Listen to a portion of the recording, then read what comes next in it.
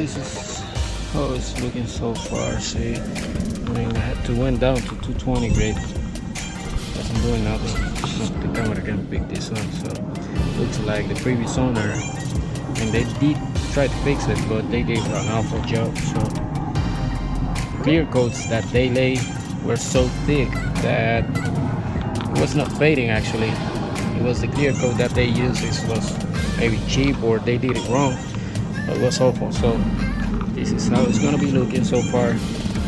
Obviously, I mean, it's clear coat, but have to keep on working on this side. This side, actually, it is the worst part of the hood, and now same thing on this side. See? Oh. Thick layers of clear coat, super thick. Alright guys, that's it for now. See you next time.